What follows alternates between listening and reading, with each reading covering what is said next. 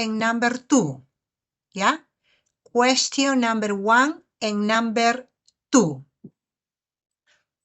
Listen. Question 1, question 2. Let me ask you a question. Do you believe that with hard work and a decent education, it's possible to attain wealth? If you do, then you believe in a meritocratic society. You get the wealth you deserve. What is surprising is that this belief in a meritocratic society has grown more widespread at the same time that the gap between the rich and the poor has widened. Let's explore some of these issues and how they've come about. Most people in Western countries believe in a meritocratic society. In fact, 2/3 of people in all countries believe that success comes down to meritocratic factors. In the UK, it's 90%. You may not find this surprising because most people are brought up on films, TV shows, and other media which tell us we can achieve whatever we want to if we put in the work. However, despite what we all believe, since the 1980s, the gap between the haves and the have-nots has continued to grow.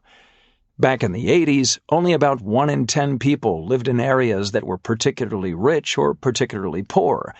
However, by 2013, almost 1/3 of the U.S. population lived either in a very rich or very poor area. Just recently, it was reported that the incomes of the UK's poorest fifth shrank by almost 2%, while the richest fifth's incomes rose by almost 5%. To look at this issue globally, the poorest half of the world's population's wealth decreased by more than 10% in 2018, but a new billionaire was created every 48 hours. As the statistics show, the inequality gap is undoubtedly getting bigger. So this begs the question, in a world where the gap between the rich and the poor is widening all of the time, why is there also an increase in the number of people who believe in a society based on merit? The answer appears to be that the gap is no longer noticeable because we don't see it every day. The more unequal society is, the less we experience it. For example, in the past, the poor may have lived in close proximity to the rich. But now there is more distance between them, both geographically and socially. Wealthy people move to wealthy cities, and as a consequence, poorer people are no longer able to live in the same areas. Children grow up in areas where they interact with other children of the same income bracket.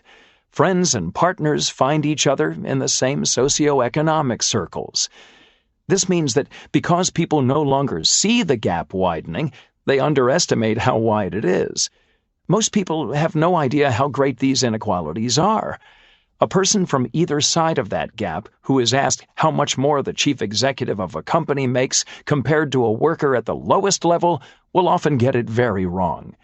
Most would guess that they earn 15 times more, when the reality is that it is more like 90 times.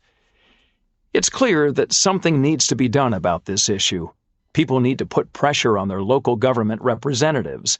We also need to start educating ourselves on this widening gap. What steps can we take now to help create the meritocracy that so many of us believe in? We need to start doing something soon before the gap gets any wider.